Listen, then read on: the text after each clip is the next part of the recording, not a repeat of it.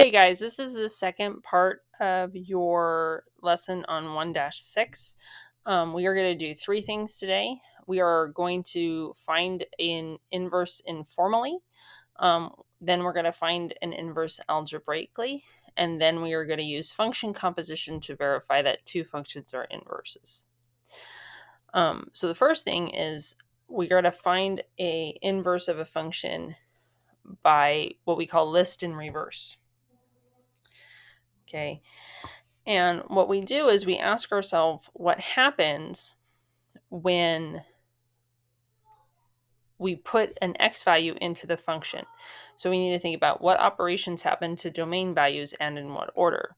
So if I were looking at this first one, f of x minus 1, what would happen first after I substitute my x in is I would multiply it by 5. And then the second thing that would happen is I would subtract 1. If I were to reverse those, not just in order, but also operation, my first thing that I would do to my x value is I would add 1. So I would get x plus 1. The second thing I would do would be the inverse of multiplying by 5, which would be dividing by 5.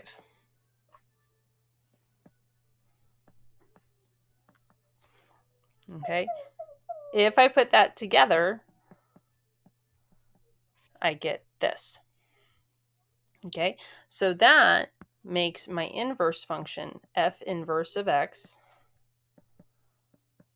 plus 1 all over 5.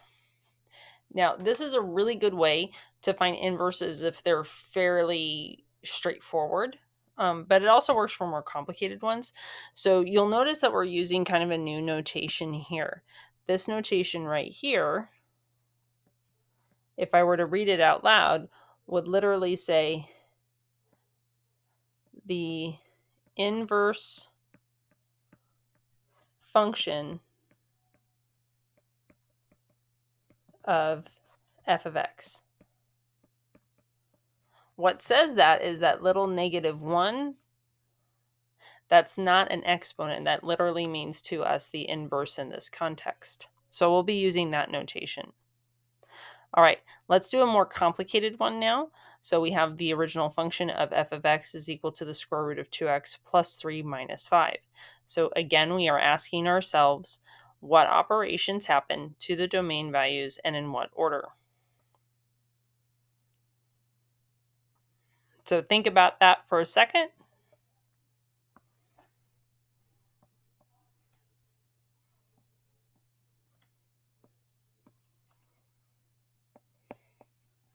Now, just by looking at it, I can see that there are probably at least 4 things that I do to the x value.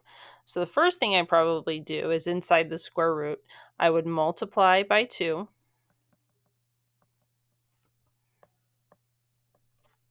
Then I would add 3. Then I would take the square root.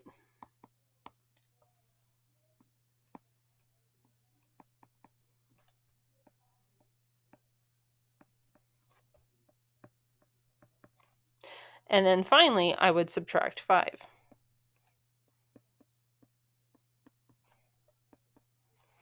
Okay? So if I were to reverse that and opposite it, the first thing that I would do in an x value is I would add 5. So it would look like x plus 5. The second thing I would do is the opposite of taking the square root would be to square.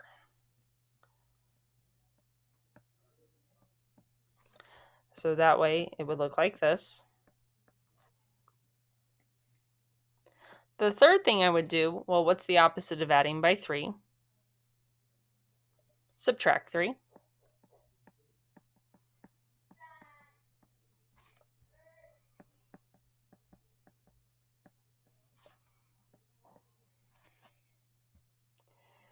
And then the last thing that I would do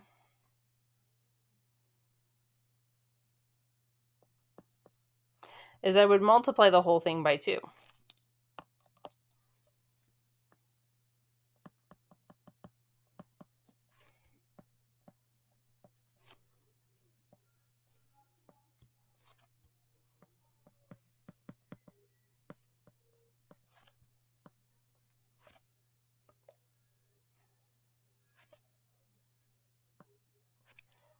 Okay, so my inverse would be f inverse of x, and I could simplify that if I wanted to.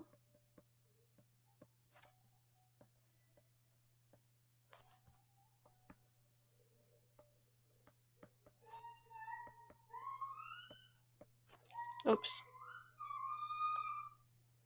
That should be a 5. Magically changed into a 3.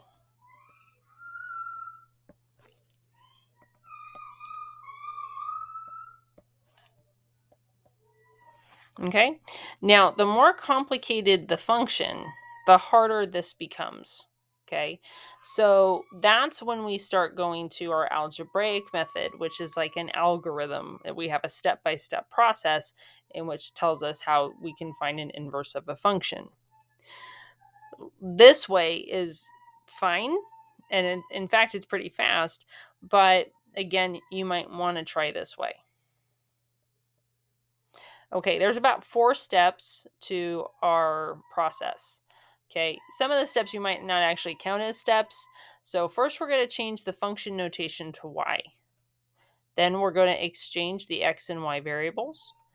We're going to solve for y, and then we're going to change our y to our function inverse notation. Okay, so I've chosen 2 harder ones here. Okay, now you'll notice one of them has a domain restriction, number 1. We are only looking at x greater than or equal to -3. That guarantees my function is 1-to-1 and that an inverse function exists. So I don't have to worry about checking for that 1-to-1-ness. It's already taken care of. So first step, we're going to change this f of x to y.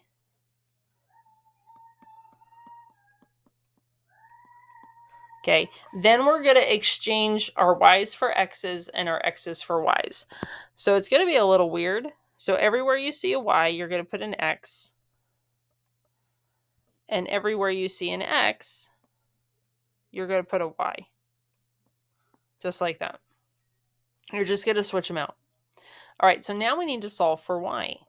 So we need to isolate our y value. How we do that is I have y plus 3 all squared. First thing I'm going to do is I'm going to take care of that square by taking the square root. I don't have to worry about doing positive negative because if I look at this, this is only the right-hand side of my parabola. So this is going to be positive.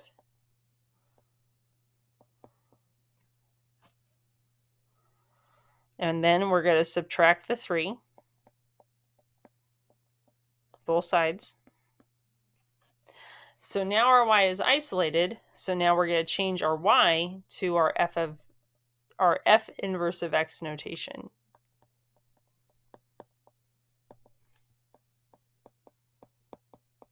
Like that. Okay? And that's it. Okay? Now this one might be a little interesting to look at the graph, and then we would graph the function of the inverse to see if we do have that reflection across y equals x. And maybe we'll do that in a few minutes. Okay? All right, let's try out this next one. Now, with this one, let's zoom in a bit. You will notice that I have 2 spots where I have an x variable. So when I finally do my change,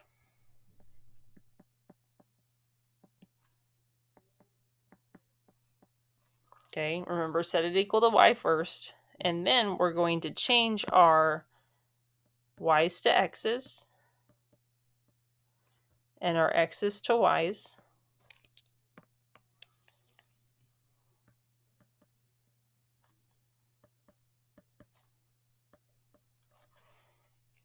Oops, forgot to change them to y's.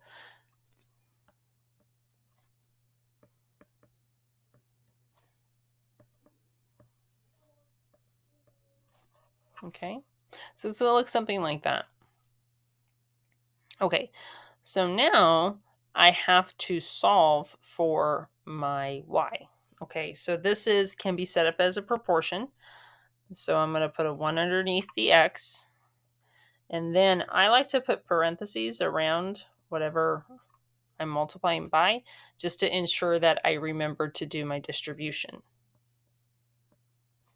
So I get x quantity 5y minus 2, then 1 times 2y minus 5.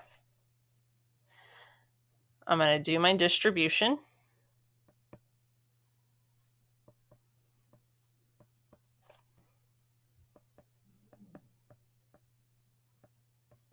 Just like that.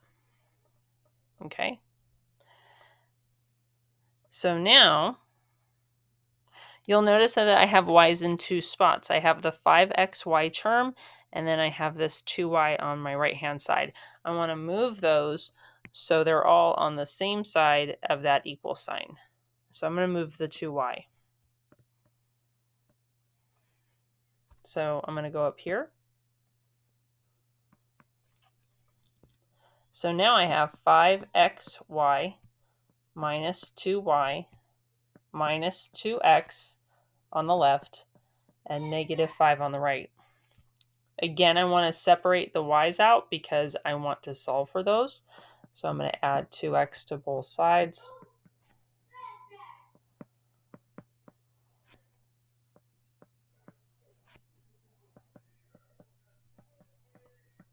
Like that. Okay, so I'm looking at the left-hand side going, wow, I have all my y's on one side. That's great, but I can't really do much with them because those terms are not like. And then I remember that I can factor out a y from both. So if I factor that out, I get that.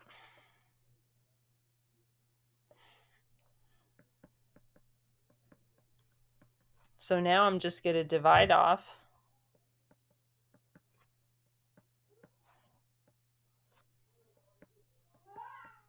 that.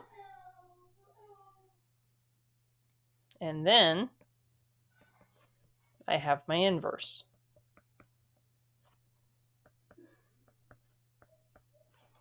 Last step, we're going to change my notation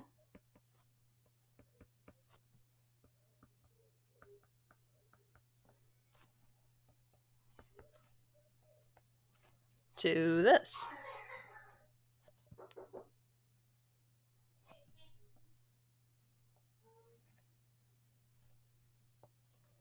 Okay, and there's my inverse. Okay, so the third thing that we got to do, okay, is we're going to verify that two functions are in fact inverses by using function composition. Now, this is a fairly lengthy process. It does take a bit of time because you have to prove both. There's always some weird case where it doesn't work for both directions. We have to do both. So when you put a function and compose it with its inverse, what happens is you should get, if there truly are inverses, the identity function, which is f of x is equal to x. Okay, so let's try this out.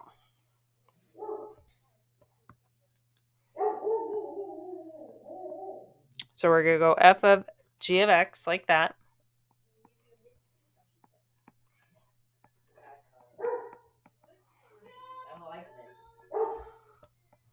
Okay, remember when you compose functions, what's going to happen is the inside function is going to go in for wherever x is.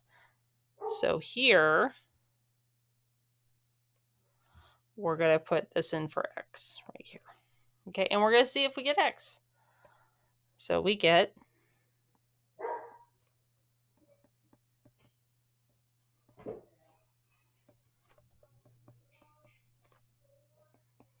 okay, simplifying, the 3's will cancel, and you get x minus 5 plus 5, which gives you x. Okay, that wasn't too bad. Okay, so now we have to do the other way. We have to do g of f of x.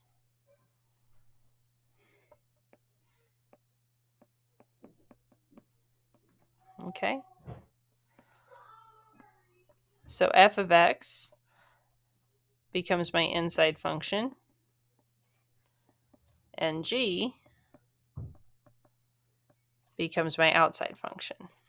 Again, everywhere I see an x, I'm going to put 3x plus 5. So 3x plus 5 minus 5, because you replaced, divide by 3. So now, if I simplify the top,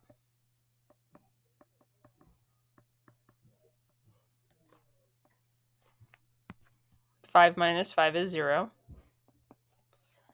3x divided by 3. 3's reduce out, and we are left with x. So now we know that f of x and g of x are in fact inverse functions, because I've proved that I've got the identity when I operate under function composition. Okay. Now for the next one, we're going to do something a little bit more complicated. We're going to go to do this one. Okay.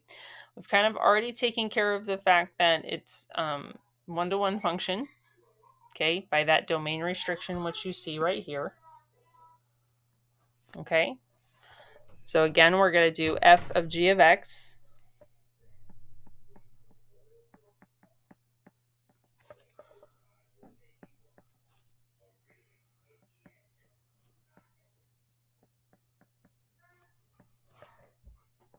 So there's g of x.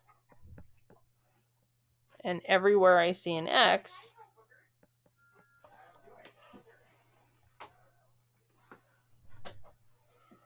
okay, I'm going to put this lovely function right here. So here and here. This should be fun. All right, cool.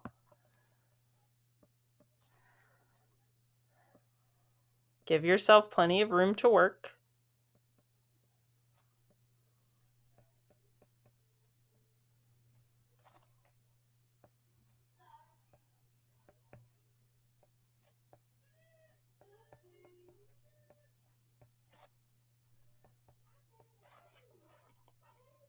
Okay, there we go. That's just my plugin.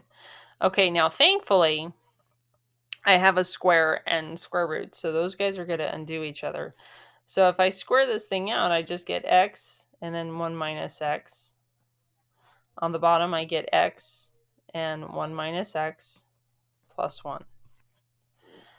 Okay, so unfortunately, I have what we call a complex fraction.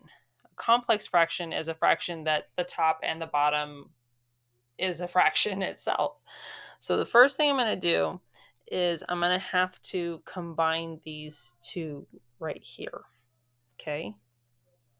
So I need a common denominator, which would be 1 minus x for the 1. Okay.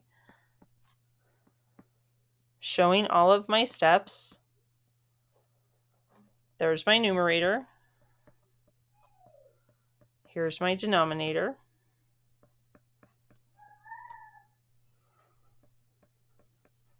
So this 1 right here got rewritten to 1 minus x over 1 minus x. So now what I can do is I can combine the tops and put it over that common denominator. Okay?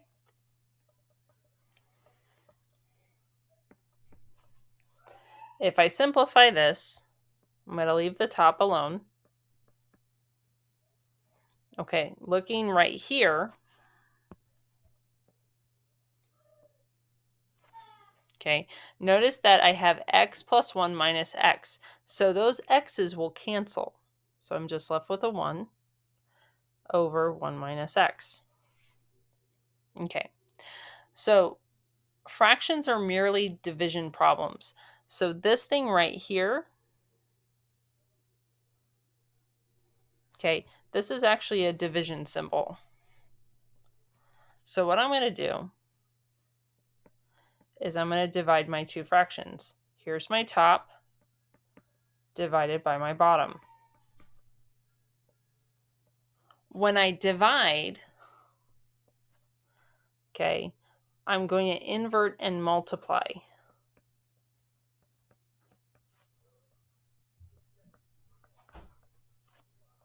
Okay.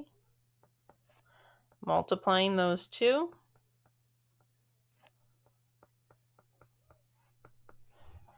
Then cancel.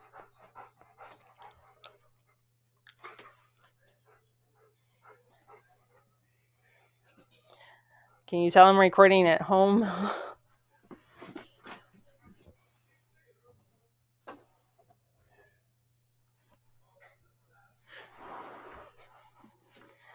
You probably just heard my dog. Okay, so notice that you get an X. After all of that work, you just get an X. Okay, so now I have to go the other way or this isn't proved. Whoops. Okay, so what we're going to do is we're going to draw some lines to separate our work.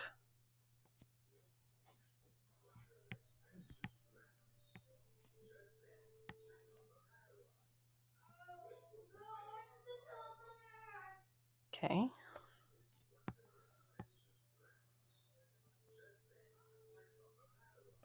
Okay. So now I'm going to go the other way. So we're going to go G of f of x. All right. So that means now we're going to plug in x squared plus 1 into the square root of x square root of 1 minus x. So everywhere I see an x, I'm going to put this thing. Okay?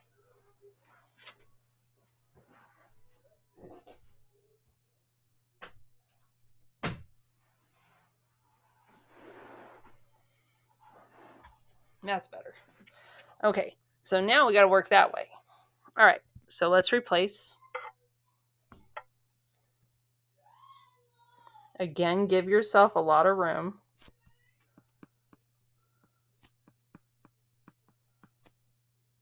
So there's your top. Okay.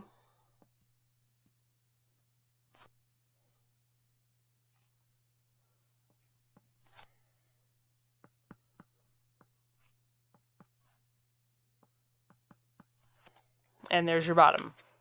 My, that looks scary, doesn't it? Okay.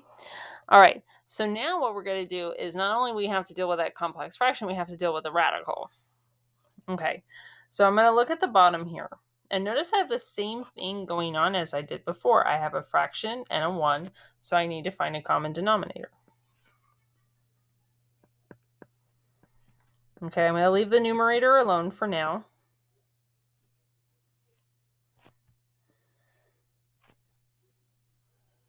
Okay, so this 1 needs a common denominator. Okay, so what's going to happen is I'm going to go x squared plus 1 all over x squared plus 1 minus x squared all over x squared minus 1, just like that. Okay, so now I'm going to leave my top alone.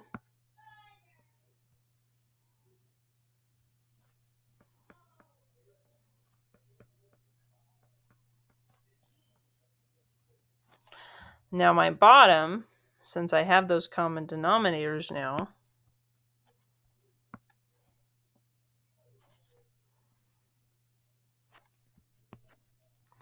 I get x squared plus 1. Notice that this is a minus in between, so we're going to go minus x squared all over x squared minus plus 1, excuse me. Okay, now look at the red denominator on the top, and notice that x squared minus x squared will cancel. So again, not touching our numerator.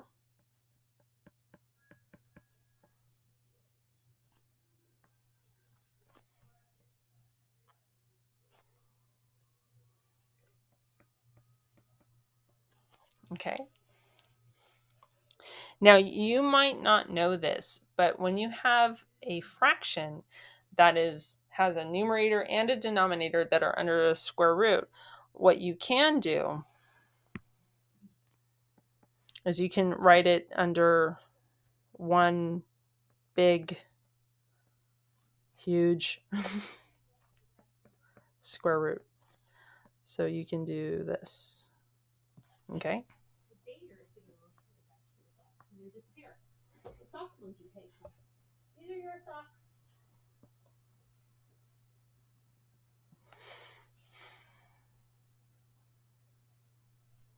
Okay.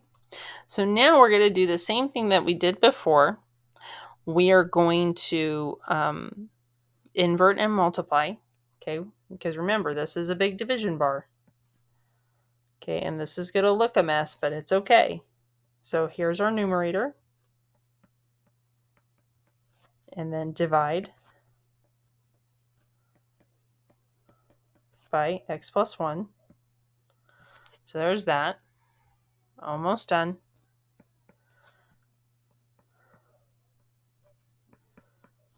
Invert and multiply.